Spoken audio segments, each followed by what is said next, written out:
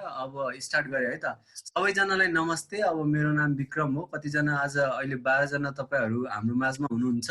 हिजोको अलिकति रिक्याप गरे। हिजो हामीले चाहिँ दुईटा किसिमको चाहिँ मोडलहरु हेरेका थियौं। त्यो दुईटा मोडलमा चाहिँ एउटा चाहिँ जर्नल मोडल अथवा क्लासिकल मोडल पनि भन्छ त्यसलाई। अनि त्यसलाई चाहिँ हामीले चाहिँ के रे अर्को चाहिँ के भन्न सक्छौं भनेपछि सामान्य तरिकाले हामीहरुले लेख्दै आएको मोडल चाहिँ हिजोको ट्रेडिसनल क्लासिकल जे भने पनि त्यो मोडल हो। अर्को मोडल चाहिँ कस्तो छ, एउटा युरोपियन स्टाइलको मोडल छ। त्यसमा चाहिँ हामी प्रब्लमलाई चाहिँ पहिला क्रिएट, प्रब्लम त्यहाँ हुन्छ अलरेडी, त्यो प्रब्लमलाई चाहिँ आइडेन्टिफाई गर्छौं। आइडेन्टिफाई गरिसकेपछि त्यसलाई कसरी सल्भ गर्ने भन्ने किसिमले जान्छौं है त। हिजोको रिक्याप गर्दाखेरि अब तपाईहरु एउटा मान्छेको तपाईलाई उदाहरण दिन्छु। म धेरै टाइम लिन्न यसमा। जस्तै मेरो उदाहरण लिँदाखेरि मैले चाहिँ अब मेरो बारेमा कुनै एउटा चाहिँ लेख लेख्नु छ भन्दा कसैको अब के रे अटोबायोग्राफी पनि लेख्छन्, धेरै कुराहरु बिलियोग्राफी पनि लेखिन्छ। त्यस्तै गरिकन जस्तै अब मेरो इन्ट्रोडक्सन दिँदो पर्दाखेरि सबै मान्छेले ब्याकग्राउन्ड एक किसिमको खोज्छ। म कुन ठाउँबाट हो, जस्तै म दार्चुला जिल्लाबाट हुँ, पश्चिमबाट हुँ भन्ने किसिमको एक किसिमको मेरो ब्याकग्राउन्ड हुन्छ। अनि मैले कस्तो कस्तो युनिभर्सिटीमा पढे, मेरो बितेको कुराहरु के कस्तो थियो भन्ने कुरा सामान्य किसिमले ब्याकग्राउन्डमा जान्छ। त्यसैगरी कुनै पनि टपिकमा सामान्य तरिकाले हामीले चाहिँ त्यसलाई इन्ट्रोडक्सन गर्दाखेरि त्यसको ब्याकग्राउन्डमा त्यसको पहिलाको हिस्ट्री के कस्तो थियो भन्ने कुरालाई चाहिँ हामीले चाहिँ डिस्क्राइब गर्छौं है त। त्यसलाई चाहिँ अब क्लासिकल मोडल पनि भन्छ। प्रब्लम बेस्ड मोडलमा चाहिँ मैले एउटा कन्डिसन लगे तपाईहरुलाई। एउटा कन्डिसनबाट अलि बुझ्नको लागि हिजोको कुराहरु म रिक्याप गर्दैछु है त। एउटा मान्नु तपाई कि मेरो एक ठाउँमा एक्सिडेन्ट भयो। अब एक्सिडेन्ट भइसकेपछि त्यहाँ चाहिँ अब अरु कोही पनि छैन चिनेको, त्यहाँ चाहिँ ट्याक्क प्रहरी आयो। प्रहरीले चाहिँ अब त्यो एक्सिडेन्ट भएको मान्छेलाई चाहिँ हेर्नु पर्ने हुन्छ एउटा दायित्व अनुसार। त्यो हेरिसकेपछि सबभन्दा पहिला उनीहरुले चाहिँ के भयो, त्यहाँ एउटा प्रब्लम भएको देखे। त्यो प्रब्लम के, एकजना मान्छेको एक्सिडेन्ट भएको देखे। अर्को कुरा तिनीहरुले अब तिनीहरुको मेन उद्देश्य के हुन्छ भने तिनीहरुलाई उलाई चाहिँ त्यो एक्सिडेन्ट भएको मान्छेलाई त्यसको उपचार गर्नु सबभन्दा प्राथमिकता पहिलो उद्देश्य हुन्छ। उसको के रे जीवन बचाउनु, उसलाई तुरन्त हस्पिटल लग्नु पहिलो उद्देश्य हुन्छ। अनि त्यसपछि हस्पिटल लग्छ। लगिसकेपछि प्रहरीले चाहिँ एउटा त्यहाँ रिपोर्ट पनि बनाउनु पर्ने हुन्छ। त्यो रिपोर्ट बनाउँदाखेरि ट्याक्क प्रब्लम त्यहाँ थियो। प्रब्लम भइसकेपछि अब त्यो प्रब्लमलाई सल्भ गर्ने उद्देश्य पनि त्यहाँ भयो। जस्तै अहिलेको केसमा प्रब्लम एक्सिडेन्ट भयो। एक्सिडेन्ट भइसकेपछि प्रहरीले देखिसकेपछि त्यसलाई चाहिँ अब उनको उद्देश्य चाहिँ पहिला उसको के रे ज्यान बचाउनको लागि हस्पिटल लग्यो त्यो उद्देश्यले। अनि त्यसपछि बल्ल त्यसको ब्याकग्राउन्डमा हुन्छ यो मान्छे कताको हो, कहाँ बस्ने रहेछ, के कस्तो रहेछ। अनि यो सबै कुराहरु एउटा के हुन्छ भने डिटेल केस स्टडी पनि पछि तयार गर्छ पुलिसहरुले। त्यो के भयो, एउटा प्रब्लम बेस्ड मोडलको एउटा रिपोर्ट भयो। मैले तपाईलाई यो अब पुलिसहरुले यस्तो किसिमको रिपोर्टहरु बनाउँछ, मैले तपाईलाई बुझाउनको लागि भने।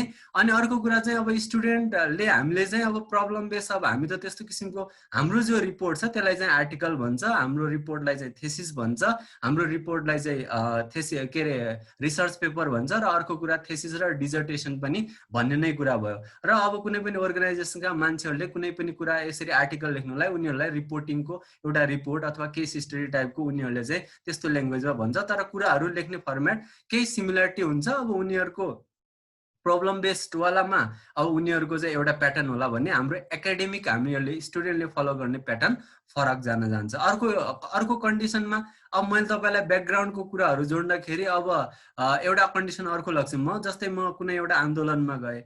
आन्दोलनमा गइसकेपछि अब मानौ मैले चाहिँ अब पुलिसलाई चाहिँ त्यहाँ ढुङ्गामाडा हान्ने क्रममा चाहिँ के भयो भनेपछि मैले पनि ढुङ्गा हानेर चाहिँ एकजना पुलिस चाहिँ घाइते भयो। पुलिस घाइते भइसकेपछि अब त्यहाँ चाहिँ एउटा प्रब्लम के भयो त, एउटा पुलिसको जवान घाइते भयो, त्यो प्रब्लम भयो। अब त्यसको चाहिँ अब उद्देश्य के हुने भयो त, सर्वप्रथम त्यो पुलिसलाई जो घाइते भएको छ त्यसलाई तुरन्त हस्पिटल रिफर गर्नु। अर्को कुरा जो हान्ने व्यक्ति हो अर्थात जो म हुँ, मलाई चाहिँ पुलिसले पक्रिनु उनीहरुको मेन उद्देश्य हुने भयो। अब उद्देश्य भइसकेपछि उनीहरुले तुरन्त नियन्त्रणमा लाग्छ। नियन्त्रण गरिसकेपछि मसँग क्वेशनर गरेर चाहिँ अब के सोध्छ भनेपछि एउटा एक किसिमको अन्तर्वार्ता गर्छ, इन्ट्रोगेसन गर्छ। किन हानिस, के छ तेरो माग भनेर यसरी सोध्छ।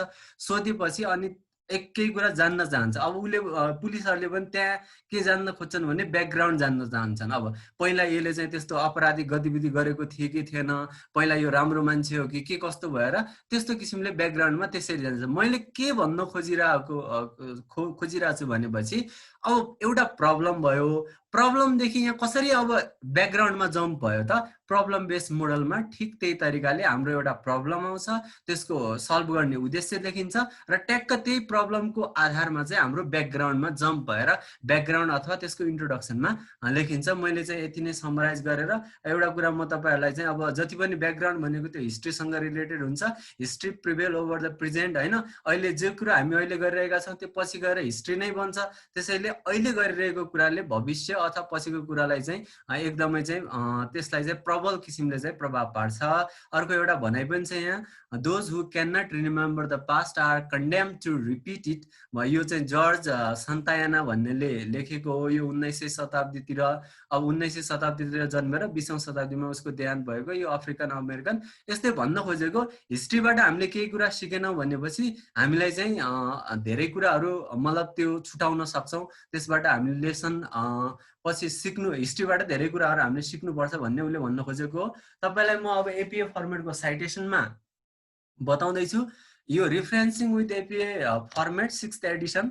एपिए को चाहिँ धेरै एडिसन छन्। एपिए भनेको अमेरिकन साइकोलोजिकल के अरे एसोसिएसन भन्ने एउटा अमेरिकाको एउटा अर्गनाइजेसन छ। यसले के गर्छ भनेपछि सोसल साइन्समा, सोसल साइन्स भनेको हामीले पढेको ह्युमेनिटिज भयो, जति पनि कुराहरू यो साइन्सहरू, पब्लिक एडमिनिस्ट्रेसन, म्यानेजमेन्ट, अरू कुरा जति पनि छ, यो सोसल साइन्समा के गर्छ, प्योर साइन्स भनेको natural science, physics, chemistry, biology, mathematics, जो चाहिँ एकदमै मतलब जो अलिकति हुन्छ, जसमा चाहिँ एकदमै के हुन्छ भनेपछि डाटाहरू एकदम फ्याक्टहरू हुन्छन्, त्यस्तो साइन्सलाई प्योर अथवा नेचुरल साइन्स हामी बुझ्न सक्छौँ भने हामीले जो पढ्ने साइन्स हो, थ्योरिटिकल बढी भएको साइन्सलाई चाहिँ सोसल साइन्स भन्छ। यो साइन्सको लागि चाहिँ हामीले चाहिँ एकदम एपिए फर्मेटको साइटेसन चाहिँ रिफरेन्सिङ मेथड युज गर्छौँ। यो अमेरिकाबाट डेभलप भएको मेथड हो। यसको चाहिँ धेरै एडिसन छन्, अहिले 7th एडिसन आइसकेको छ। अहिले चाहिँ हामी 6th एडिसनबाट केही कुरा देख्नेछौँ। बुकमा रिफरेन्स गर्दाखेरि कसरी गर्ने भन्दाखेरि तपाईँहरूले यहाँ फरक कलरले फरक कुरा मैले यहाँ लेखेको तपाईँ देख्न सक्नुहुन्छ। अथरमा छ, अथर मैले चाहिँ अब स्काई ब्लू कलरले गरेको छु, त्यसपछि अथर पछि डट छ, अनि ब्र्याकेटमा चाहिँ रातोले मैले कलर गरेको छु, इयरलाई ब्ल्याकले गरेको छु, त्यसमा इयर 2000 2011 यस्तो यस्तो लेख्न सकिन्छ।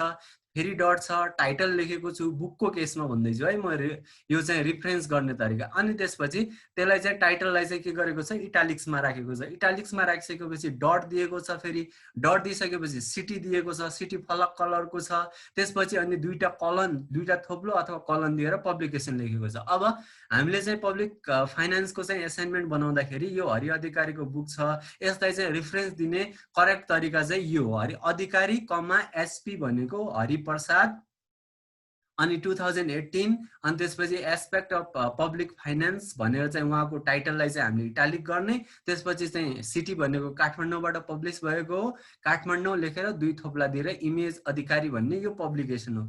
अब यसपछि पनि केही कुरा हुनसक्छ, यसपछि पेज नम्बर पनि लेख्न सकिन्छ, दुईटा थोप्लो दिएर पेज नम्बर 24 देखि 25 भनेर लेख्न पनि सकिन्छ। तर हामीले बेसिक कन्सेप्टमा बुझ्दाखेरि सुरुमा चाहिँ अथरको नाम लेखिन्छ, त्यसपछि इयर लेखिन्छ, त्यसपछि टाइटल लेखिन्छ, त्यसपछि सिटी लेखिन्छ र पब्लिकेसन लेखिन्छ भनेर बुझ्न सकिन्छ। सेम उदाहरण मैले नेपालीमा पनि दिएको छु। हाम्रो कमला दिदीले एउटा रिफरेन्सको लागि चाहिँ लेख्नको लागि मलाई काम दिनुभएको थियो, त्यो यस अनुसार छ। नेपालीमा पनि सेम त्यही तरिकाले फरक कलरमा तपाईँहरू देख्न सक्नुहुन्छ। यो भिडियो के अरे रिकर्डेड छ, पछि पनि तपाईँ हेर्न सक्नुहुन्छ। अब है, संविधानलाई चाहिँ रिफरेन्स दिँदाखेरि कसरी त 4 कन्स्टिट्युसनलाई दिँदाखेरि जस्तै मानौ एउटा मैले भनाइ भन्नु पर्यो, Limpiyadhura Lipulekh Kalapani are the territory of Nepal भन्नु पर्यो भनेपछि अब यो 2017 सालभन्दा पहिला चाहिँ त्यसलाई नेपालको नक्सामा समावेश गरेको छैन। अब साइटेसन दिँदाखेरि हामीले कसरी दिन सक्छौँ? अब मैले भनेको कुरा मान्य नहुन सक्छ, त्यसैले हामीले चाहिँ मैले भनेको कुरा प्रमाणित गर्नको निम्ति साइटेसन दिनुपर्छ। अनि त्यसपछि त्यो साइटेसन दिने तरिका एनइपी नेपाल, अनि त्यसपछि डट, सिओएसटी भनेको कन्स्टिट्युसन, एएमइएनडी भनेको एमेन्ड, अनि त्यसपछि 2 भनेको दोस्रो एमेन्डमेन्ट, नेपालको संविधानको दोस्रो एमेन्डमेन्ट भएको हो। एससिएचई भनेको सेड्युल अथवा तालिका, तालिका 3 अनुसार चाहिँ के भनेको हो, Limpiyadhura Lipulekh Kalapani are the territory of Nepal, किनकि त्यो हाम्रो चाहिँ राष्ट्रिय निशान छाप के भएको छ, परिवर्तन भएको छ। अनि त्यस्तै रिफरेन्समा यसलाई दिँदाखेरि constitution of Nepal amendment 2nd, schedule 3 भनेर हामीले यसरी दिन सक्छौँ। अब हामीले के गर्नु भएन भनेपछि यो माथिको जस्तो पहिला अथर लेखेर इयर लेखेर टाइटल इटालिक गरेर सिटी लेखेर पब्लिकेसन नेपाल कानुन व्यवस्थाबाट पब्लिकेसन गरेको त्यस्तो दिन मिल्दैन, किनकि एपी फर्मेटको करेक्ट प्याटर्न चाहिँ यो हो, कन्स्टिट्युसनलाई चाहिँ साइट गर्ने, यसरी हामीले बुझ्न पर्यो है त साइटेसनको लागि। अब अर्को स्लाइडमा गए, अब दुईटा स्लाइड जति मात्र छ होला। अर्गनाइजेसन एज अ अथर, हामीले कुनै अर्गनाइजेसनलाई अथरको रूपमा लियो भनेपछि अर्गनाइजेसन अथर आउँछ सुरुमा, त्यसपछि इयर आउँछ, टाइटल आउँछ, टाइटल अब इटालिकमा नै हुने भयो, सिटी आउँछ अनि पब्लिकेसन आउँछ। एमओसिआइटी भनेको मिनिस्ट्री अफ, अब यो के भन्छन् तपाईँको communication and information technology, Nepal चाहिँ सञ्चार तथा प्रविधि किसिम उसको चाहिँ मन्त्रालय जो छ त्यसको रिपोर्टबाट चाहिँ मैले एउटा आर्टिकललाई साइट गर्नु पर्यो। एमओसिआइटी भनेको ministry of communication and information technology लेखेँ मैले, त्यसको सर्टकटमा नाम डट दिए, इयर लेखेँ, त्यसको चाहिँ अब इन्ट्रोडक्सन अफ नेपाल, नेपालीमा भन्नुपर्दाखेरि नेपाल परिचय भन्ने एउटा किताब हरेक वर्ष प्रकाशन गर्छ भने त्यसलाई मैले इटालिकमा लेखेँ, काठमाडौँमा पब्लिस भएको हुन्छ, त्यसलाई मैले रातो अक्षरमा लेखेको छु, दुईटा थोप्ला दिएको छु, त्यसपछि यो दुईटा थोप्ला पछि पब्लिकेसन कसले गरेको भन्दाखेरि यति लामो यो सबै के हो publication, government of Nepal, ministry of communication and information technology, department of introduction broadcasting. अब मैले तपाईँलाई अलिअलि छिटो भयो होला अर्गनाइजेसन एज अ अथरको रूपमा पनि साइटेसन गर्न बताएँ। अब पछि तपाईँले यो भिडियोलाई फेरि पनि हेर्न सक्नुहुन्छ, म तपाईँलाई लिङ्क सेन्ड गरिदिउँला। अर्को वेबसाइटबाट हामीले लेख्दाखेरि जहाँ वेबसाइटबाट कुनै पनि अथर छैन भनेपछि पहिला नेम अफ रिपोर्ट लेख्ने, त्यो चाहिँ अब इटालिकमा गर्नु पर्दैन, प्लस त्यसलाई चाहिँ अब इयरभित्र यसरी चाहिँ कमा मतलब एउटा डट दिने, डट दिइसकेपछि ब्र्याकेटमा इयर लेख्ने, फेरि डट दिने, रिट्राइभ फ्रम भनेर त्यो वेब लिङ्क जस्ताको त्यस्तै कपी गरिदिने, एकदमै सजिलो छ। जस्तै फिफाको बारेमा हामीले चाहिँ कुनै आर्टिकल नेटबाट लग्यौँ भनेपछि public expenditure and financial accountability assessment report भनेर फिफा 2015 लेखिदिने, रिट्राइभ फ्रम भनेर, अनि त्यसपछि त्यो नेटको चाहिँ जो एचटिटिपी वाला लिङ्क छ कपी गरेर राखिदिने, यो चाहिँ अलि सजिलो भयो होला। अब अथर छ, धेरै अथरहरू छन् तर वेबबाट पनि हो भनेपछि यसरी गर्न सक्छौँ। अब धेरै अथर छन् वेबबाट होइन भने पनि गर्ने तरिका यही हो। पहिलाको सरनेम, नेम र सरनेम हुन्छ, सरनेम अगाडि लेखिन्छ, कमा दिने, त्यसको नेम पछि डट दिने। जस्तै मेरो विक्रम धामी छ भनेपछि पहिला धामी हुन्छ, त्यसपछि बी डट हुन्छ, त्यसपछि मसँग अर्को एकजना हेमसर पनि केही कुरा लेख्ने हुनुहुन्छ भनेपछि पहिला खड्का अगाडि हुन्छ, त्यसपछि एच डट हुन्छ, त्यसरी पहिला सरनेम, पहिला चाहिँ थर लेखिन्छ, त्यसपछि त्यस मान्छेको नाम चाहिँ छोटकरीमा चाहिँ पहिलो लेटर डट डट एन्ड गरेर डट लिएर, यसलाई एन्डलाई इम्पर्सेन्ट पनि भन्छ, यसरी इम्पर्सेन्ट दिएर अनि त्यसपछि 2009 लेखेर, अनि त्यसपछि हाम्रो टाइटल आयो, फेरि टाइटल आइसकेपछि कलन पछि अनि ट्याक्क हाम्रो के आयो भनेपछि यो चाहिँ हामीले कहाँबाट रिट्राइभ कहाँबाट गऱ्यौँ भन्ने कुरा ट्याक्क लिङ्क यसरी कपी गर्न सकिन्छ।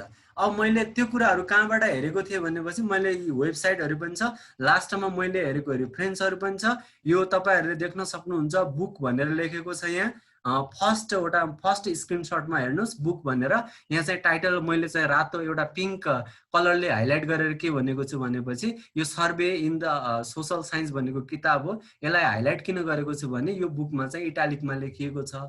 कतिजना मान्छेहरूले अब त्यो इटालिकमा लेख्दैनन्, तर करेक्ट फर्मेट चाहिँ यसरी हो, तपाईँलाई मैले रिफरेन्स पनि दिएँ। अर्को जो कन्स्टिट्युसनको कुरा गर्दै थिएँ, सेकेन्ड स्क्रिनसटमा तपाईँले देख्नुभयो भनेपछि त्यहाँ रिफरेन्स लिस्टमा युएस कन्स्टिट्युसन एमेन्डमेन्ट XIX भनेको कति हुन्छ 14, 19 XIX 19 यहाँ लेखेको छ। त्यस्तै अर्को पनि तरिकाले यो कन्स्टिट्युसनलाई साइड गर्ने तरिका दिएको छ।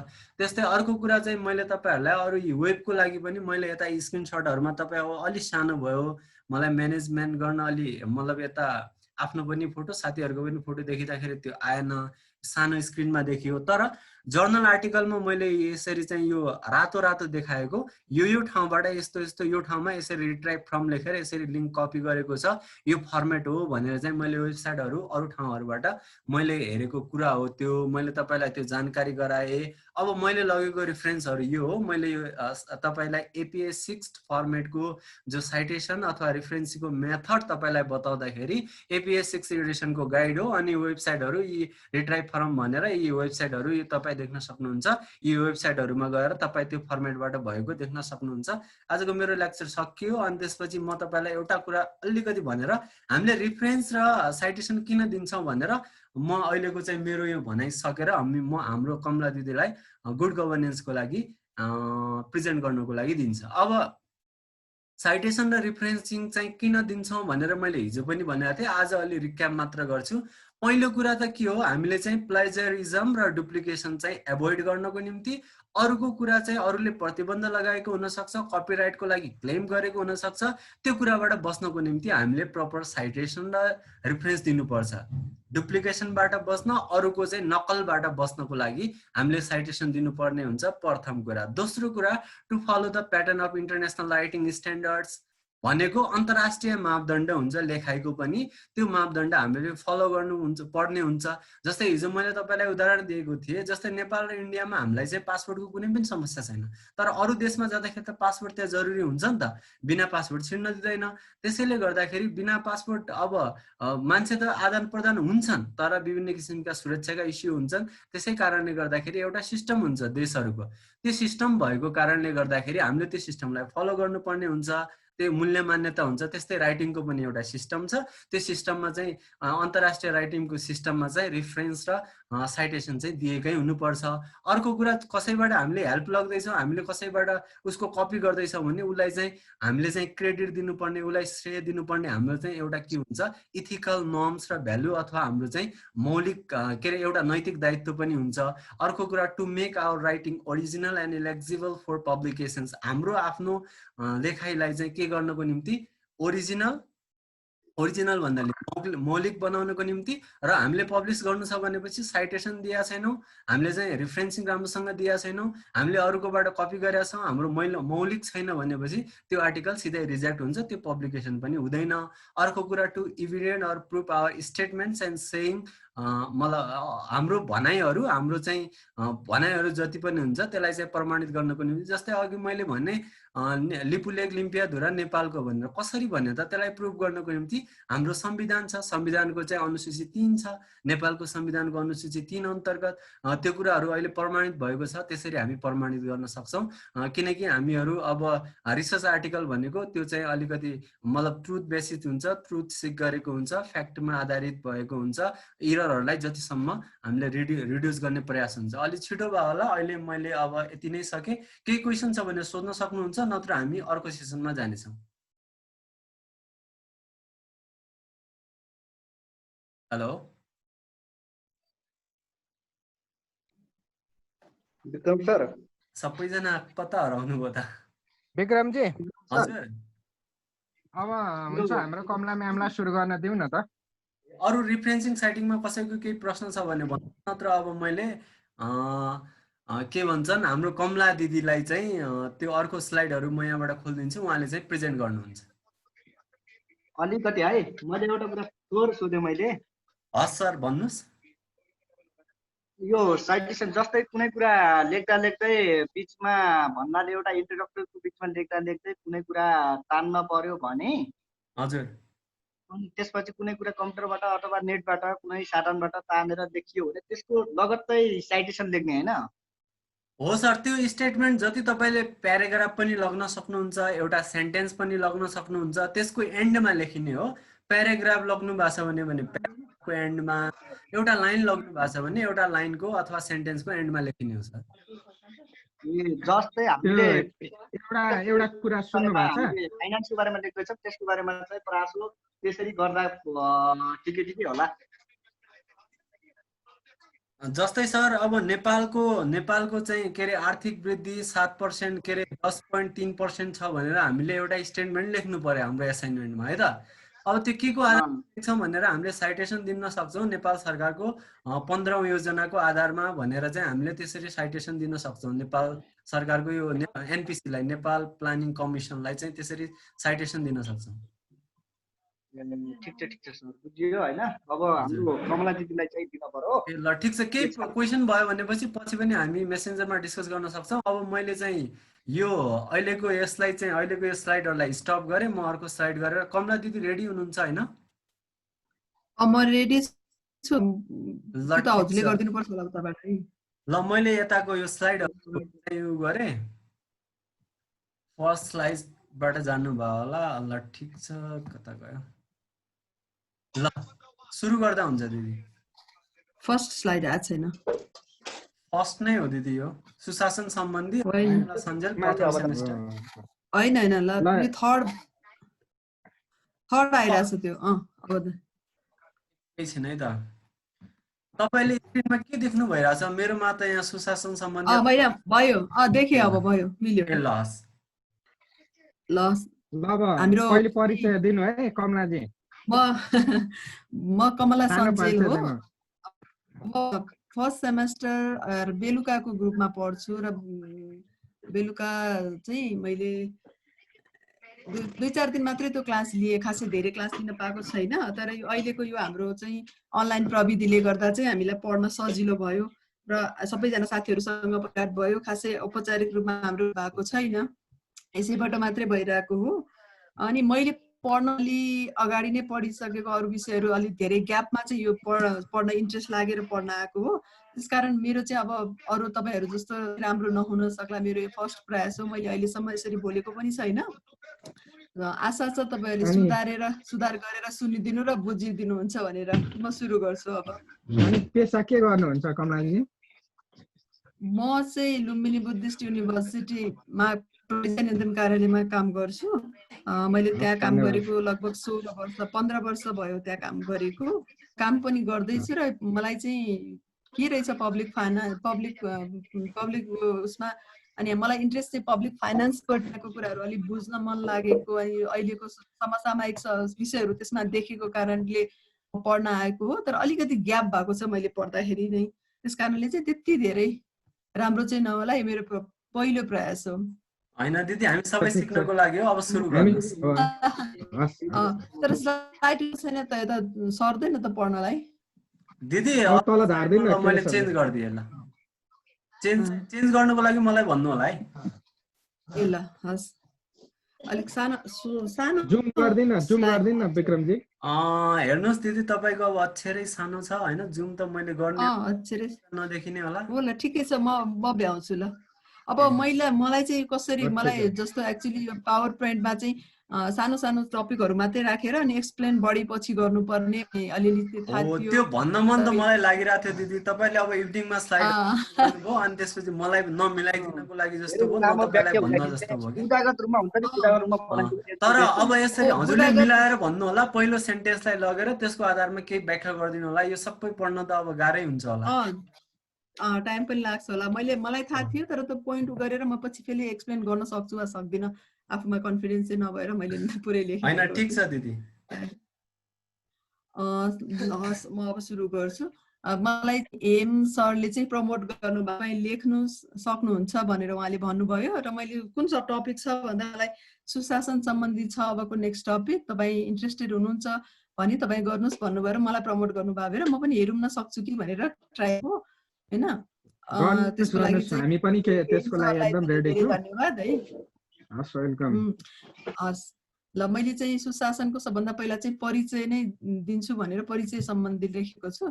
सुशासन भनेको नै सुशासन चाहिँ सामान्य अर्थमा चाहिँ सु भनेको चल र शासन भनेको चाहिँ सुशासन असल शासन हो भनेर चाहिँ असल शासन वा राम्रो शासनको बुझिन्छ भने मानव। अब यसको मैले पुनः एक्सप्लेन नै गर्छु। यो चाहिँ 1970 पछाडि चाहिँ डेभलप भएको भनेर मानिँदो रहेछ। 1970 पछाडि दशकमा चाहिँ सुशासनको अवधारणाले चाहिँ लोकप्रियता पाएको भनेर चाहिँ मैले उसको त्यो हाम्रो के अरे बुद्धि प्रसाद भण्डारीको बुकमा पढेको थिएँ। मैले सर्वमा लाइनै पढ्छु ल पहिला एकचोटि चाहिँ। सुशासन भनेको मानव अधिकार प्रतिको पूर्ण सम्मानको शासन, प्रभावकारी जनसहभागिता, काम कारबाहीमा पारदर्शिता र जवाबदेहिता, सार्वजनिक क्षेत्रको प्रभावकारिता, काम कारबाहीमा वैधजनामा पहुँच, समन्याय, समाजका पिछडिएका वर्गको सशक्तिकरण, सकारात्मक प्रवृत्ति, उत्तरदायित्वको ऐक्यबद्धता र सहिष्णुताको वैधता, सकारात्मक प्रवर्धन गर्ने प्रयास भनेर चाहिँ हाम्रो त्यो बुद्धि सरको बुकमा चाहिँ मैले त्यो भेटाएको थिएँ।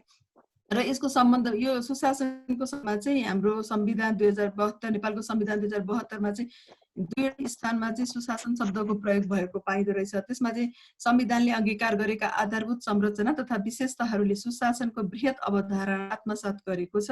मुलुकमा सुशासन कायम गर्न विधिको शासन, भ्रष्टाचार मुक्त समाज, आर्थिक अनुशासन, दण्डहीनताको अन्त्य, मानव अधिकार प्रतिको सम्मान, जनउत्तरदायी सरकार, भ्रष्टाचारको रोकथाम र नियन्त्रणको निमित्त संवैधानिक अङ्गको रूपमा अख्तियार दुरुपयोग अनुसन्धान आयोग व्यवस्था, सार्वजनिक निकायको काममा खुलापन र पारदर्शिता जस्ता व्यवहार र सिद्धान्तहरूलाई आत्मसात आवश्यक व्यवस्था गरेको छ। सुशासनको निमित्त संविधानले जनताको सहभागिता, जनउत्तरदायी सरकार, काम कारबाही, पारदर्शिता जवाफदेहीको सिद्धान्तलाई आत्मसात गरेको छ। सुशासन व्यवस्थापन तथा सञ्चालन ऐन 2064 भन्ने पनि रहेछ। त्यसमा चाहिँ कानुनी शासन, भ्रष्टाचार मुक्त र चुस्त प्रशासन, विकेन्द्रीकरण, आर्थिक अनुशासन तथा सार्वजनिक कार्य र स्रोतको कुशल व्यवस्थापनलाई सुशासनको रूपमा परिभाषित गरेको पाइन्छ। वास्तवमा प्रभावशासन व्यवस्थाको माध्यमबाट नागरिक अभिवृद्धि गर्ने दिशामा परिलक्षित मूल्य र मान्यता हो सुशासन। यो बहुआयामिक मान्यता र प्रक्रिया हो। यो लोकतान्त्रिक शासन व्यवस्थाको मापदण्ड हो, मेरुदण्ड हो, जुन चाहिँ यसलाई मुटु नै भनि सकिन्छ। त्यसैले सुशासनको निमित्त सुशासनलाई सीमित शब्दको सहारा लिएर परिभाषाभित्र नै समेट्न चाहिँ सकिँदैन, सम्भव छैन। संविधानको अपेक्षा, राष्ट्रको आवश्यकता र नेपाली जनमनको आवाज हो सुशासन भनेर व्याख्या गरिएको पाएँ। अर्को नेक्स्ट स्लाइड। 3 भएन त, स्लाइड चेन्ज भएन। विक्रम सर ल भयो। त्यति भनेर परिचय दिए। त्यसको विकासक्रम कसरी भएको रहेछ भनेर लेखेको छु। सुशासनको कल्पना प्राचीन कालदेखि नै रहेको छ। यसको कल्पना प्लेटोको आदर्श राज्य, आइडियल स्टेटको कल्पनालाई सुशासनको सन्दर्भमा मान्न सकिन्छ। तर यसको आधुनिक सोचको सुरुवात चाहिँ 1980 कहीँ 1980 कतै 1970 देखियो।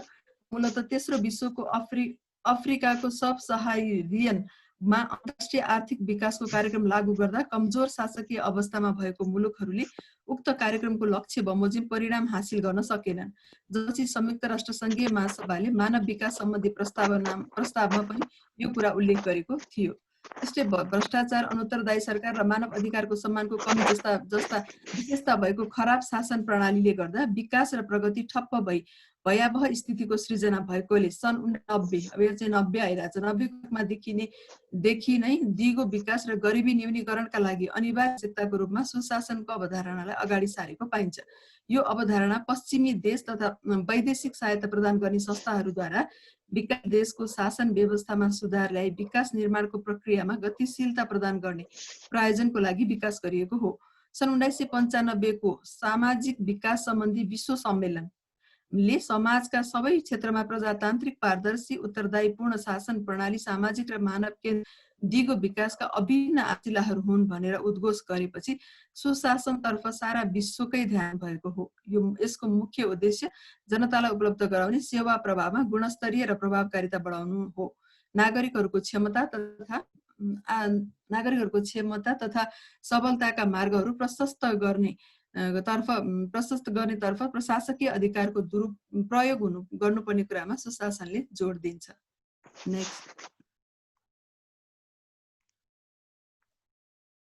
Next slide. अब त्यसपछि सुशासनको विशेषताहरू के भनेर मैले खोज्ने प्रयास गरेको थिएँ।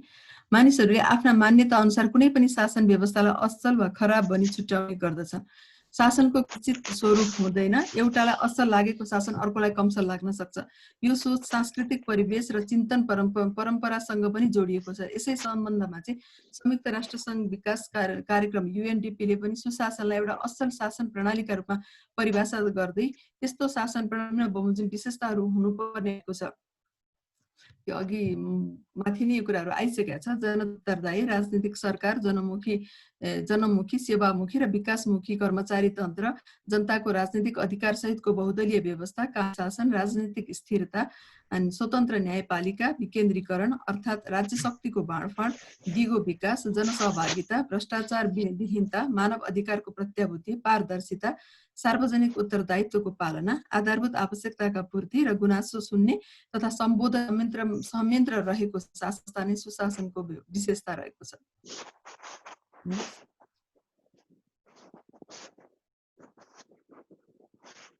नेक्स्ट अब सुशासनको आवश्यकता किन भन्ने सम्बन्धमा चाहिँ आवश्यकता राखेर मैले लेखेको छु। आजको विश्वमा सुशासनको महत्त्व र उपयोगितालाई सामाजिक, आर्थिक, राजनीतिक र व्यवस्थापकीय दृष्टिकोणले मूल्याङ्कन गर्न सकिन्छ। कानुनी राज्यको पालना र विधिको शासनको आवश्यकता छ। जवाफदेहिताको प्रवर्धन गर्न, भ्रष्टाचार र अनुशासनहीनताको रोकथाम र प्रभावकारी तुल्याउन, मानव अधिकारको प्रत्याभूति सुनिश्चित गर्न, जनसहभागिता प्रवर्धन गर्न, जनमुखी र सक्षम प्रशासन यन्त्रको स्थापना, नागरिक समाजको विकास र सहकार्य परिचालन गर्न चाहिँ सुशासनको आवश्यकता। अरू पनि थुप्रै छन्, तर मैले यी थोरैहरू अलिकति टिपेँ। अब अर्को नेक्स्ट स्लाइड भाइ।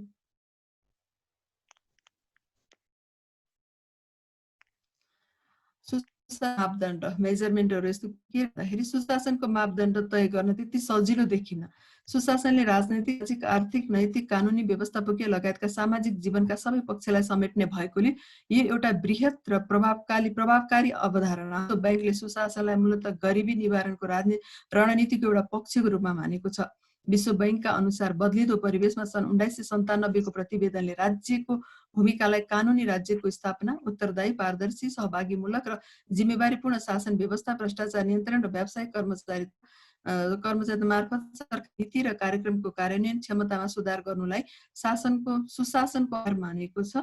यसभित्र चाहिँ सुशासनका आधारहरू के रहेछन् भन्दा नागरिक ओडापत्र, सार्वजनिक तथा सामाजिक परीक्षण, नागरिक प्रतिवेदन कार्ड भनेर हुँदो रहेछ। त्यसमा चाहिँ नागरिक ओडापत्र भन्नाले चाहिँ नागरिकलाई छिटो छरितो सेवा प्रवाह गर्न, गुनासो सुनवाई व्यवस्था गर्न, सेवामा शिष्टाचार ल्याउन, सार्वजनिक पदाधिकारीमा पारदर्शिता र जवाबदेहिता बोध गराउन, सेवाका गुणस्तर वृद्धिका निमित्त बेलायतमा जोन मेजरले सुरु गरेको यस अवधारणा हाल आएर नेपालको सन्दर्भमा पनि लोकप्रिय हुँदै आएको छ। यसले गर्दा जनताले सुशासन प्रत्याभूति प्रत्यक्ष रूपमा गरिरहेका छन् र शासन व्यवस्था र सेवा प्रवाहमा सकारात्मक परिवर्तनको अनुभूति गर्न पाएका छन् भने नागरिक ओडापत्र। सामाजिक र सार्वजनिक तथा सामाजिक परीक्षण। सार्वजनिक परीक्षण भन्नाले विकास कार्यक्रममा भएको लगानीको जोखिमलाई बुझिन्छ। यसमा सम्पादन भए गरेका विकासको क्रियाकलापहरू के कस्तो रूपले सञ्चालन वा सम्पन्न भए, त्यसको के पद्धति, के कति र कसबाट लगानी भयो, केमा खर्च भयो र कामको गुणस्तर कस्तो छ, खर्च प्रक्रिया वा विवरण ठिक छ वा छैन, भएका काम पारदर्शीपूर्ण तरिकाले भए वा भएनन् जस्ता विषयहरूमा लेखाजोखा गरी सुझाव दिने अधिकार उपभोक्ता तथा सरकारवालालाई हुने व्यवस्थित रूपमा सार्वजनिक परीक्षण भनिन्छ। नागरिक प्रतिवेदन कार्ड। नागरिक प्रतिवेदन कार्ड पनि सुशासनमा आवश्यक सुधारका लागि नागरिकहरूलाई सहभागी गराई सुशासनतर्फ अग्रसर गराउने एउटा सशक्त माध्यम हो। सर्वप्रथम सार्वजनिक सेवाको गुणस्तरबारे जानकारी प्राप्त गर्न सन् 1993 मा भारतको बेङ्गलोरमा नागरिक समाजले यो कार्डको तयार गरी परीक्षणको रूपमा प्रयोगमा ल्याइएको थियो। औजार लक्षित समूहको शासन व्यवस्थामा चासो बढाएको देखिन्छ। हाल आएर यो पद्धतिको सुरु Ukraine, Philippines, Vietnam, Denmark, Ghana, Sweden र अमेरिकामा पनि भएको देखिन्छ। सार्वजनिक सुनवाई। सार्वजनिक रूपमा सरकारवालाले कुनै पनि तोकिएको विषयमा जनताको विचार र प्रश्न सुनेर उनीहरूको जिज्ञासालाई सम्बोधन गर्नका निम्ति गठित व्यवस्थित भेला नै सार्वजनिक सुनवाई हो। नेक्स्ट अलिकति टाइटल आधारभूत तत्त्वहरू। यसलाई चाहिँ कस्ता तत्त्वहरू चाहिँ प्रभाव पार्दो रहेछ भनेर नेक्स्टमा गएन। सार्वजनिक, निजी तथा व्यापारिक सङ्गठनद्वारा सेवाको प्रभावकारी र कुशल प्रभाव गर्ने असल शासनका आधारभूत तत्त्वको निम्न पक्षलाई समावेश गर्न सक्छ। संविधानवाद, विधिको शासन, न्यायपूर्ण एवं प्रभावकारी न्याय प्रणाली र व्यक्ति र सम्पत्तिको सुरक्षा। नेक्स्ट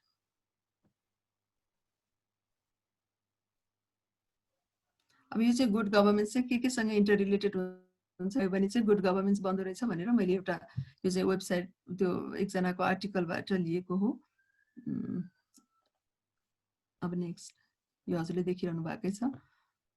अब शासनका चुनौतीहरू के कस्तो चुनौतीहरू सुशासनमा हुँदो रहेछन् भन्दाखेरि कुनै पनि राज्यको लागि सुशासनलाई प्रभावकारी ढङ्गमा जनता सामु प्रत्याभूत दिलाउन कठिन पर्ने गर्छ, किनकि सुशासन कायम गर्नु आफैमा एउटा चुनौतीको विषय। राज्यका सबै अङ्गबीच सन्तुलन गर्न जति कठिन पर्छ, लोकतान्त्रिक संस्कारको विकास गर्न पनि सुशासन सुशासनको चुनौतीको विषय हो। निजी क्षेत्र, गैर सरकारी संस्थादेखि लिएर नागरिक समाजसँग साझेदारी कायम गर्नु सुशासनका लागि एउटा चुनौतीको विषय हो भने प्रत्येक क्षेत्रमा सुधार गर्नु यसका लागि अर्को चुनौतीको विषय छ। सुशासन कायम गर्न चुनौतीहरू चाहिँ पोइन्ट वाइज लेख्दाखेरि सुशासन कायम गर्न राजनीतिक नेतृत्वमा इच्छा शक्तिको कमी देखिएको छ। सुशासनका विषयमा केवल नारा र भाषण मात्रै सीमित भएका छन् भने राजनीतिक भन्ने कुरा जनताको हितको लागि नभई व्यक्तिगत स्वार्थमा देखिन्छ। हाल विद्यमान नियमहरूले प्रभावकारी कार्यान्वयन हुन नसकेको अवस्थामा साथै सुशासन कायम गर्नमा सरकार र मातहतका मन्त्रालयहरूले जारी गर्ने निर्देशनहरूको परिपालनमा सरकारवालाको ध्यान नगएको अनि सुशासन कायम आवश्यकता अनुसार सरकारी संयन्त्र र निकायहरूको अभाव छ, जसका कारण कार्य सम्पादन स्तर खस्कँदै गएको छ। राज्यले अख्तियारी गर्ने नीतिहरूको व्यावहारिक प्रयोगमा तादम्यता मिलेको छैन। अनि विकासको लागि अनुकूल वातावरण सृजना गर्नु, मानव अधिकारको संरक्षण गर्नु, द्वन्द्व समाधान गर्नु, सान्त्वना गर्नु चाहिँ अहिले सुशासनका लागि चुनौतीहरू भइरहेका छन्। नेक्स्ट अन्त्यमा नेक्स्ट स्लाइड। अब नेपालको सन्दर्भमा चाहिँ सुशासनको थालनी कहिलेबाट के भएको रहेछ भनेर खोज, त्यसमा चाहिँ नेपालको सन्दर्भमा सर्वप्रथम नेपाल अधिराज्यको संविधान 2047 मार्फत सुशासनको आधारशिला कायम गरिएको हो भन्न सकिन्छ। उक्त संविधानको प्रस्तावना मौलिक हकहरू र राज्यका निर्देशक सिद्धान्तहरू हेर्ने हो भने त्यहाँभित्र सुशासनका धेरै अन्तर्वस्तु हुन सकिन्छ। नेपालको प्रशासनलाई चुस्त, दुरुस्त, पारदर्शी बनाउने प्रयास स्वरूप 2048 सालमा गठित उत्तरीय प्रशासन सुधार आयोगले दिएको विभिन्न सुझावहरू मध्ये सुशासनका पक्षलाई समेट्ने विकेन्द्रीकरण, प्रशासकीय संगठन, सरकारको क्षेत्रको निर्धारण, बजेट तथा लेखा व्यवस्थापनमा गर्नुपर्ने सुधार, भ्रष्टाचार नियन्त्रण तथा पारदर्शिता अभिवृद्धि जस्ता सुझावहरू पनि उक्त प्रतिवेदनमा समावेश भएका पाइन्छन्। यसैगरी 8औं, 9औं र 10औं योजनाले पनि सुशासनको पक्षलाई विशेष गरी जोड दिएको छ। प्रशासकीय सुधार कमिटीले प्रस्तुत गरेको सुझावलाई कार्यान्वयन जोड दिँदै 8औं योजनाले शासन प्रवर्धनमा टेवा पुर्याएको पाइन्छ। यसैगरी 9औं र 10औं योजनाले पनि सुशासन सम्बन्धमा सार्वजनिक प्रशासनलाई प्रतिस्पर्धी, मितव्ययी, पारदर्शी, सेवामुखी, परिणाममुखी, उत्तरदायी बनाउँदै लैङ्गिक समता अभिवृद्धि गरी न्याय प्रशासन क्षेत्रमा समेत सुधार गरी जनतामा सुशासनको अभिवृद्धि गर्ने उद्देश्य राखेको छ। सामान्य प्रशासन मन्त्रालयबाट प्रशासन सुधारका लागि 25 वर्षीय गुरु योजनाले पनि सुशासनको लागि सरकारको वैधता र वैधानिकता दुवै अपरिहार्य हुने कुरा उल्लेख गरेको छ। यसैगरी सुशासनको लागि भने 2049 सालमा सार्वजनिक सेवा सञ्चालन तथा निरीक्षण अध्यादेश जारी गरियो। यसै समयमा नागरिक वडापत्र सार्वजनिक घुम्ती सेवालाई प्रभावकारी रूपमा लागू गर्ने प्रयासहरू पनि भएको पाइन्छ। आर्थिक वर्ष 2064-65 देखि लागू भएको अन्तरिम योजनाले सुशासनलाई मूल क्षेत्रगत योजना मध्ये एक क्षेत्रको रूपमा समावेश गरिएको छ। उक्त योजनाले सुशासनलाई दिगो आर्थिक एवं सामाजिक विकासमा टेवा पुर्याउने र आर्थिक तथा सामाजिक सेवा प्रवाहमा पहुँच बढाउने साधनको रूपमा स्थापित गर्ने उद्देश्य राखेको छ। अर्को नेक्स्ट।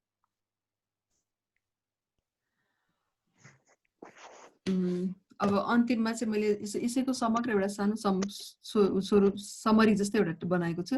नेपालको संविधान र प्रचलित कानुन रूपमा संघीय लोकतान्त्रिक पद्धतिका माध्यमद्वारा मुलुकको शासन पद्धतिलाई खुला, पारदर्शी, उत्तरदायी र जवाबदेहीलाई सुशासन कायम गर्ने ध्येय राखेको छ। यथार्थमा सुशासन भनेको असल शासन हो। कानुनी शासन नै सुशासनको आधार हो।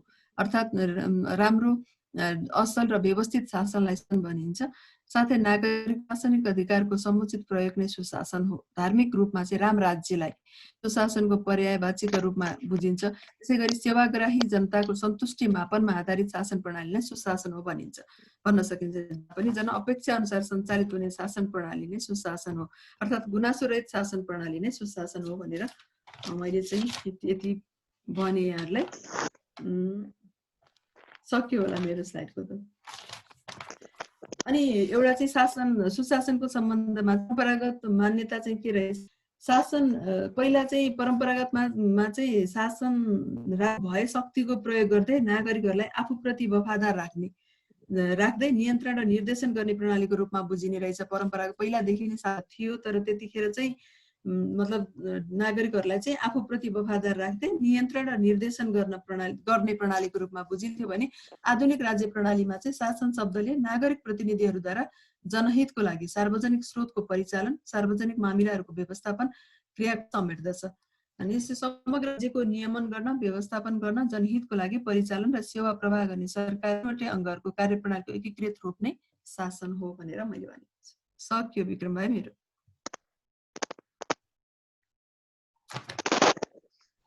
ल कमला दिदीलाई धेरै धेरै धन्यवाद। कसैलाई चाहिँ अब केही सोध्नु छ भने दिदीको प्रेजेन्टेसनमा सोध्न सक्नुहुन्छ।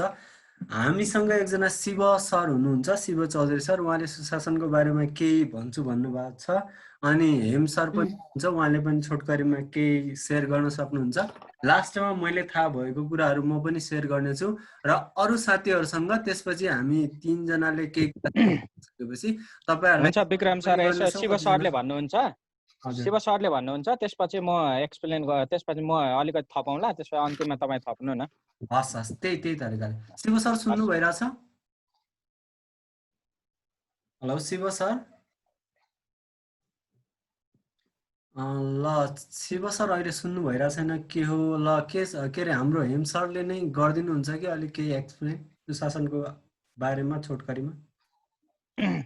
यस्तो छ सर, मैले चाहिँ फेरि डेफिनेसन भन्दा पनि म चाहिँ एकदम कन्सेप्ट। ठिक छ, त्यही आफैलाई थाहा भएको कुरा सेयर गर्ने त हो होइन। अहिले अब शिव जान्ने कुरा मान्छे हो, तपाईँलाई थाहा पनि त्यही छ भएर होइन। ग्याप राख्नुभन्दा शासन हजुरले स्टार्ट गर्दा हुन्छ सर। ल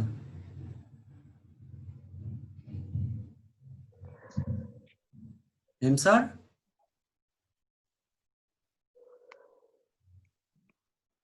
हेलो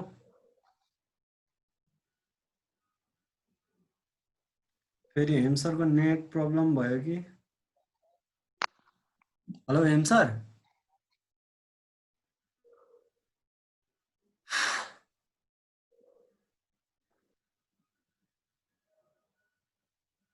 हेलो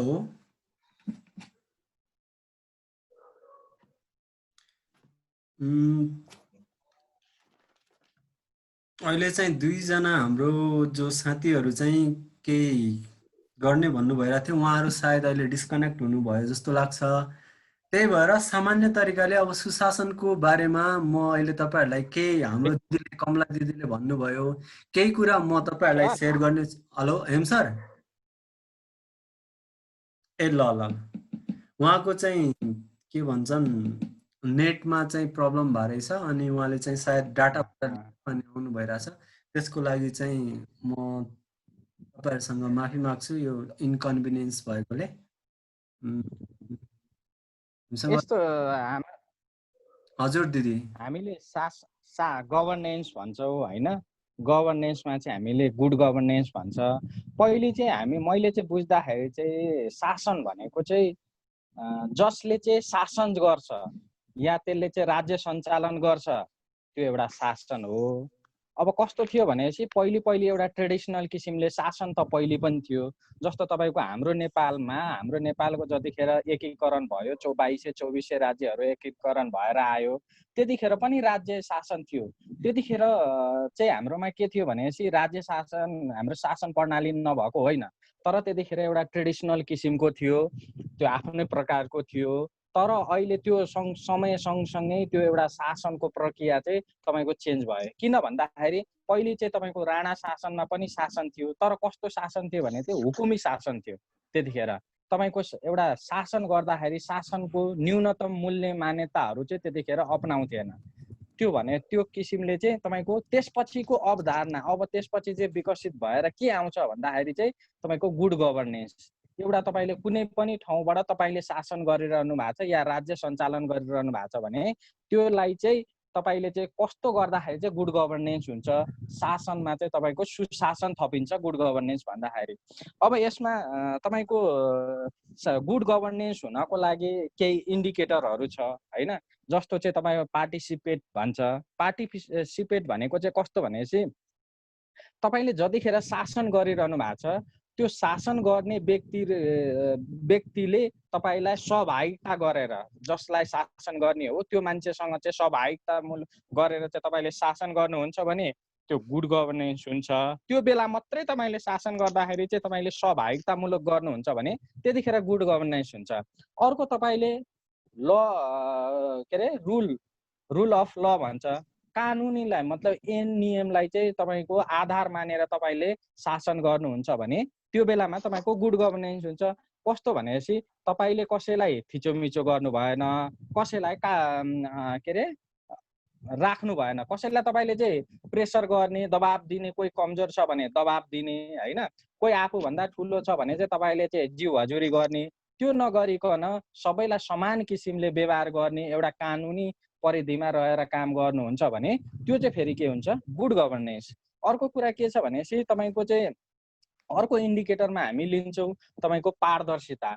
तपाईले शासन गर्दाखेरि तपाईले पारदर्शी रूपमा तपाईले गरेको काम कारबाहीहरू चाहिँ तपाईलाई स्पष्ट सबैले बुझ्ने सरल भाषामा तपाईले प्रस्तुत गर्नुहुन्छ, सबैलाई जानकारी गर्नुहुन्छ, तपाईको काममा चाहिँ कामको चाहिँ प्रभावकारिता छ, पारदर्शिता छ भनेपछि त्यो पनि फेरि तपाईको गुड गभर्नेन्स हुन्छ। अर्को के छ भने त एकाउन्टेबिलिटीलाई चाहिँ एकदम धेरै महत्त्व दिन्छ। तपाई जुन काम गरिरहनु भएको छ त्यो कामलाई चाहिँ तपाई आफू पूर्ण जिम्मेवारी पूर्ण हुनुहुन्छ भने त्यो चाहिँ तपाईको गुड गभर्नेन्स हुन्छ। तपाईले काम गरिरहनु भएको छ एउटा, त्यसपछि के अरे आज भोलि एकदम डेडलाइन छ, आज तपाईले चाहिँ सकाउनु भएन, म जान्छु कि मलाई के मतलब, त्यो फेरि गुड गभर्नेन्स हुँदैन। त्यतिखेर चाहिँ तपाईले जुन काम गरिरहनु भएको छ तपाईले त्यो काम भोलि डेडलाइन छ भने आज सकाउनु भएन भने त्यसको जवाफदेही चाहिँ तपाई नै हुनुपर्छ है, त्यो भएमा मात्रै गुड गभर्नेन्स हुन्छ। अर्को कुरा छ तपाईको, अर्को कुरा चाहिँ के हुँदा चाहिँ गुड गभर्नेन्स हुन्छ भने चाहिँ इथिक्स, नैतिकता। तपाईले कुनै पनि काम गर्नुहुन्छ गर्नु हुँदैन, तपाईको एटिट्युडहरू पनि एकदम इन्भल्भ हुन्छ। तपाईको अफिसमा हुने व्यवहारहरू, कार्यालयमा शासन गर्ने बेला तपाईको हुने व्यवहारहरू, तपाईले अरूलाई गर्ने बिहेभहरू, यी सबै कुराले तपाईलाई चाहिँ के त जजमेन्ट गरिरहेको हुन्छ गुड गभर्नेन्स हुनको लागि है। अब यसमा चाहिँ यो एकाउन्टेबिलिटी मुख्य रूपमा चाहिँ म चाहिँ तपाईँ शासन गर्दाखेरि या गुड गभर्नेन्स शासनमा चाहिँ म दुईटा कुरालाई चाहिँ एकदम जोड दिन्छु, त्यो भनेको रुल अफ ल र एकाउन्टेबिलिटी। विक्रमजी त्यही हो, अरू कुरा अब यसको इम्पोर्टेन्सहरू छ।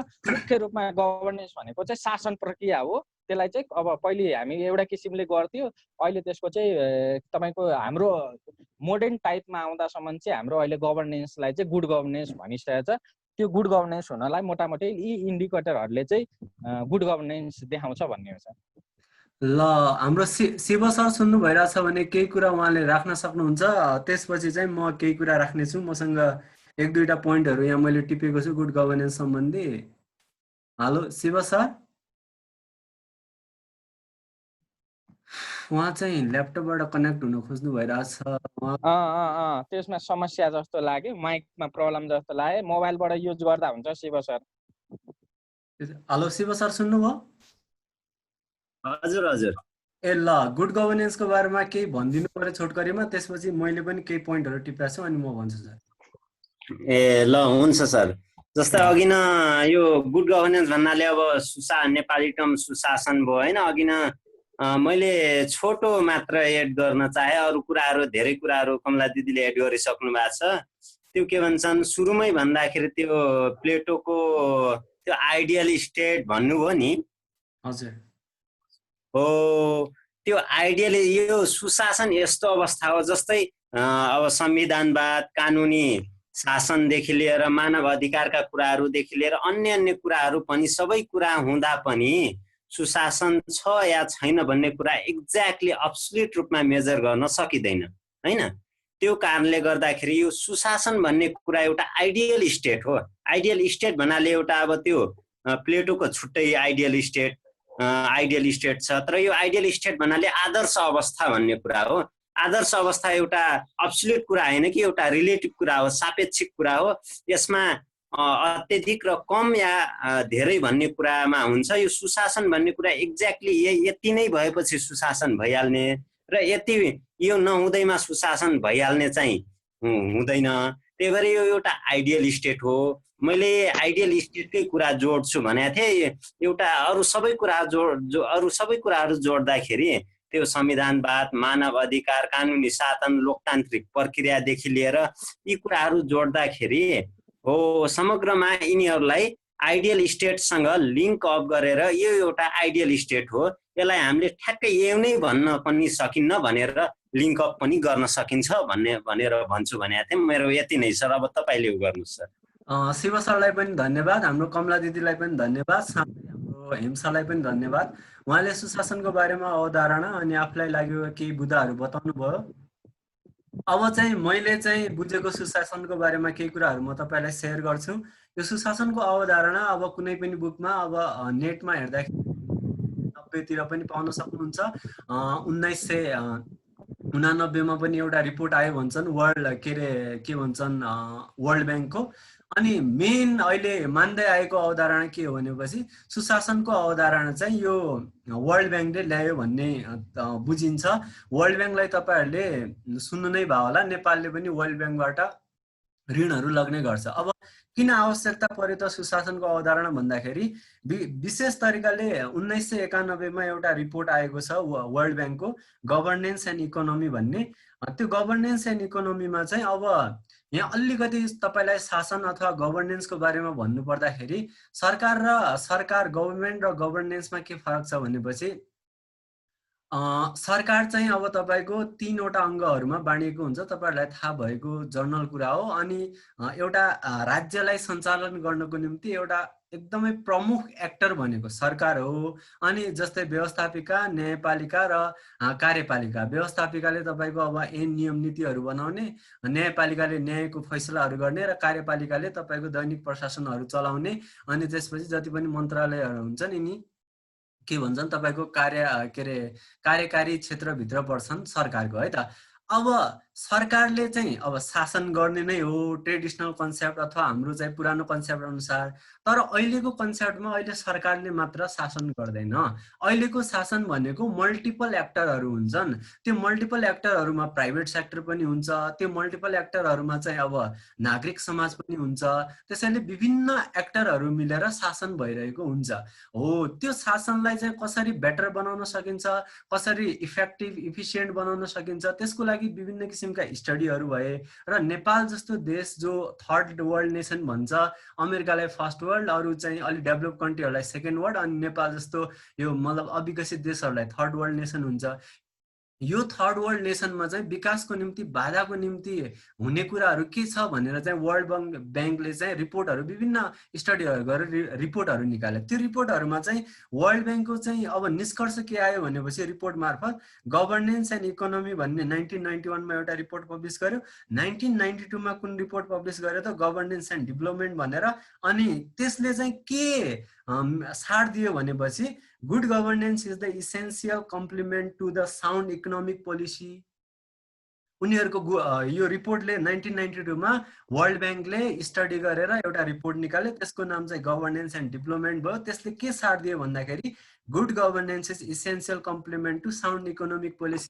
सुशासन भनेको चाहिँ एउटा चाहिँ एकदमै राम्रो किसिमको एकदमै आर्थिक नीतिको लागि एउटा चाहिँ अपरिहार्य तत्त्व हो भन्ने कुरा उनीहरूले निष्कर्ष निकाले। त्यसपछि उनीहरूले 6 वटा इन्डिकेटरहरू सुरुमा दिए। ती इन्डिकेटरहरूमा हाम्रो हेम सरले पनि भन्नुभयो, जस्तै रुल अफ ल हुन्छ, कुनै पनि व्यक्ति कानुनभन्दा माथि हुँदैन, चाहे त्यो राष्ट्रपति होस् चाहे त्यो चाहिँ एउटा साधारण सिटिजन हो, दुइटैको लागि चाहिँ कानुन एउटै हुन्छ, होइन। त्यो चाहिँ सबै कानुनद्वारा चाहिँ शासन हुनुपर्छ भन्ने मान्यता, रुल अफ ल, ट्रान्सपेरेन्सी भन्ने कुरा, सबै कुरा पारदर्शी हुनुपर्छ, त्यहाँ कुनै पनि घोटाला हुनु हुँदैन, अनियमितता हुनु हुँदैन भन्ने कुरा। अर्को यो 6 वटा इन्डिकेटर सुरुमा दिए, अहिले बढेर 8 वटा 9 वटा 10 वटासम्म पनि इन्डिकेटर मानिन्छन्। त्यसमा चाहिँ इन्क्लुसिभ र इक्विटीको कुराहरू आयो, समावेशीकरण। अनि त्यो समावेशीकरण यो कुराहरू के हुन थाल्यो भनेपछि वर्ल्ड ब्याङ्कले स्टडी गर्यो। हामी जस्तो नेपाल जस्तो अविकसित देशको लागि पनि विशेष तरिकाले फोकस थियो र हामीले चाहिँ हाम्रो संविधानमा हाम्रो ऐन नियम कानुनहरूमा यो कुरा थपेर हामीलाई चाहिँ के गर्न थाल्यो भने विकासलाई गतिशील बनाउनको निम्ति, एउटा असल किसिमको शासन सञ्चालन गर्नको निम्ति हामीले चाहिँ यी कुराहरूलाई अपनायौँ। किनकि मैले तपाईँहरूलाई अघि नै भने ट्रेडिसनल कन्सेप्टमा चाहिँ सरकारले मात्र शासन गर्थ्यो भनेपछि अहिले मल्टिपल एक्टरहरू आएका छन्, निजी क्षेत्र छ, सामुदायिक क्षेत्र छ, नागरिक समाज छ। त्यसैले गर्दाखेरि यी मल्टिपल एक्टरहरूलाई चाहिँ अब सरकारले नियमन अथवा नियन्त्रण गर्नुपर्छ, उनीहरूलाई चाहिँ कसरी अपरेसन गर्नुपर्छ भन्ने सरकारको भूमिका हुन्छ। तर उनीहरूले शासन गरेर विकासलाई गतिशील बनाउनु पर्ने। अब हाम्रो चाहिँ यो अविकसितबाट मध्यम वर्गीय विकास हुने, त्यसपछि विकसितमा जाने जो लक्ष्य छ त्यो पुरा गर्नको निम्ति विभिन्न कुन कुन किसिमको चाहिँ बाधाहरू छन् त्योहरू हटाएर एउटा किसिमको सुशासनको अवधारणा वर्ल्ड ब्याङ्कले दिएको हो। अनि एकाउन्टेबिलिटी कुरा अघि हाम्रो हिमसरले भनिसक्नुभयो, एउटा यो म तपाईँहरूलाई यो गुड गभर्नेन्सको इन्डिकेटरहरू तपाईँहरूलाई बताइरहेको छु। त्यस्तै गरिकन पार्टिसिपेसन भयो भने जस्तै अब के हुन्छ भने तपाईँहरू बिहानको क्लास एटेन्ड गर्दा र यो क्लास एटेन्ड गर्दामा के फरक हुन्छ, तपाईँहरू आफै पार्टिसिपेट हुनुभएको छ अनि तपाईँको फोकस पनि छ, केही कुरा तपाईँले ध्यान दिनु भइरहेछ। तर अब तपाईँले चाहिँ बिहानको क्लासलाई त्यति प्रायोरिटी दिनुहुन्न, किनकि त्यहाँ तपाईँको पार्टिसिपेसन जति अपनत्वको किसिमले यहाँ भएको मेसेज गर्नु भइरहेछ। किनकि हामीहरूले जोइन्टली ग्रुपमा यो सबैले मतलब मिलेर एउटा मतलब भर्चुअल मिटिङ अर्गनाइज गरेको, त्यस्तै पार्टिसिपेसन भयो भने के हुन्छ त अपनत्वको भावना आउँछ र विकास गर्दाखेरि अपनत्वको भावना आउँदाखेरि सार्वजनिक क्षेत्रमा कुनै विकास भएको त्यस ठाउँको जति पनि सम्पत्ति छ त्यसको संरक्षण हुन्छ, उनीहरूले चाहिँ अलिकति बढी मेहनत गर्छन् भन्ने मान्यताले पार्टिसिपेसनलाई पनि एउटा प्रमुख इन्डिकेटरको रूपमा लिएको हो। त्यसै गरिकन रिस्पोन्सिभ हुनुपर्छ, कुनै पनि माग हामीले सरकारलाई राख्यौँ त्यसको सरकारले रेस्पोन्स गर्नुपर्छ, हाम्रो मागहरू नसुन्ने किसिमको त्यस्तो इरिस्पोन्सिबल हुनु हुँदैन भन्ने कुरा। अनि त्यस्तै कन्सियस ओरिएन्टेड सहमति हुनुपर्छ, बिना सहमति चाहिँ कुनै पनि मतलब विकासको कार्य होस् या कुनै पनि एउटा निचोडमा पुग्न सकिँदैन, सहमति हुनु नै पर्ने हुन्छ।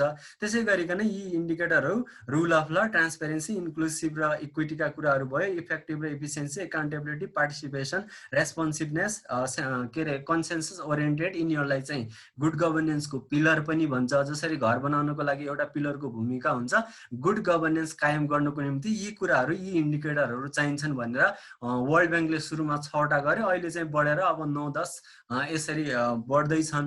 अब त्यो कुरा मैले सामान्य तपाईँलाई बताइसकेपछि नेपालमा सुशासनको अवधारणालाई चाहिँ एकदमै आत्मसात गर्नको निम्ति हामीसँग सुशासन ऐन 2064 छ र सुशासन नियमावली 2065 छ। मैले तपाईँलाई प्रस्तावनाबाट एउटा लाइन पढेर सुनाएँ। यहाँ के लेखिएको छ, सुशासन ऐन 2000 मुलुकको सार्वजनिक प्रशासनलाई जनमुखी, जवाबदेही, पारदर्शी, समावेशी र जनसहभागितामूलक बनाई त्यसको प्रतिफल सर्वसाधारणमा उपलब्ध गराउन कानुनको शासन, भ्रष्टाचार मुक्त र चुस्त प्रशासन, विकेन्द्रीकरण, आर्थिक अनुशासन र सार्वजनिक कार्य स्रोतको कुशल व्यवस्थापन शासनको अवधारणालाई, आधारभूत आवश्यकतालाई आत्मसात गर्नको निम्ति सुशासन ऐनको जरुरी परेको भनेर यो सुशासन ऐनमा लेखेको छ। मैले तपाईँलाई के कुरा फोकस गराउन कोसिस गर्दैछौँ भनेपछि जो सुशासनका इन्डिकेटर हामीले अघि जे भनेका थियौँ ठिक त्यही इन्डिकेटर हाम्रो ऐनमा पनि छ।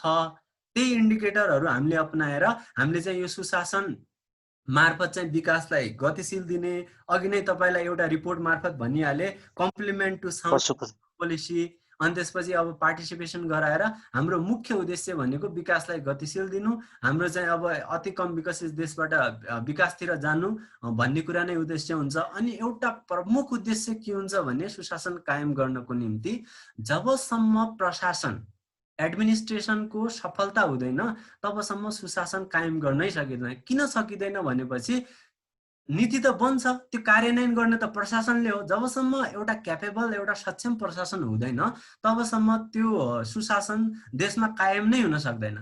त्यसैले 1992 चाहिँ एउटा रिसर्च भयो अमेरिकामा, बिल क्लिन्टनको पालामा। त्यहाँ चाहिँ 2-3 जना चाहिँ रिसर्चरहरूले चाहिँ टेड ग्याम्बलर र डेभिड अस्पन भन्ने ती दुईटा स्कलरहरूले एउटा त्यहाँको पब्लिक एडमिनिस्ट्रेसनमा त्यहाँ एउटा रिसर्च गरे। रिसर्च गरिसकेपछि त्यहाँको पब्लिक एडमिनिस्ट्रेसनमा उनीहरूले के कन्क्लुजन निकाले भनेपछि गभर्मेन्टले चाहिँ स्टिर गर्नुपर्छ रादर देन रोइङ भन्छ। जसरी रोइङ भनेको एक नाउँमा मान्छेहरू के अरे एउटा नाउँको रेस हुन्छ, त्यो रेस भएर एकहोरो जानु भन्दाखेरि स्टिरिङ भनेको गाडीको स्टिरिङ जता घुमे पनि एकदमै फ्लेक्सिबल हुन्छ। त्यसैले गभर्मेन्ट फ्लेक्सिबल हुनुपर्छ। गभर्मेन्टका नीतिहरू चाहिँ प्राइभेट सेक्टरलाई प्रमोट गर्ने। ठ्याक्क 1990मा थ्याचरियन कन्सेप्ट अथवा प्राइभेटाइजेसनको कन्सेप्ट पनि आयो। त्यहाँ चाहिँ गुड गभर्नेन्सको पनि कन्सेप्ट आयो र त्यहाँ विभिन्न किसिमका अध्ययन भयो र कसरी चाहिँ अब विकासलाई अग्रसर गर्ने, कसरी चाहिँ अब जनताहरूलाई चाहिँ जनताहरूप्रति एकदमै उत्तरदायी हुने सरकारले कसरी एउटा वेलफेयर स्टेटको रूपमा चाहिँ डेभलप हुने कन्सेप्ट चाहिँ त्यहाँबाट आउन थाल्यो, त्यसको लागि गहन अध्ययन हुन थाले। त्यो अध्ययन चाहिँ फेरि अरू देशका मान्छेहरूले पनि त्यसको चाहिँ नतिजाहरू उनीहरूले पनि प्र्याक्टिस गर्न थाले, आफ्नो देशमा पनि विकासलाई गतिशील दिनको निम्ति। र उनीहरूले 10वटा मेन फाइन्डिङहरू चाहिँ मतलब पाएका थिए। ती फाइन्डिङहरू के थिए भनेपछि त्यसलाई चाहिँ एनपिएमको कन्सेप्ट अनुसार पनि बुझ्न सकिन्छ। न्यू पब्लिक म्यानेजमेन्ट भन्ने उनीहरूले कन्सेप्ट दिएको थियो।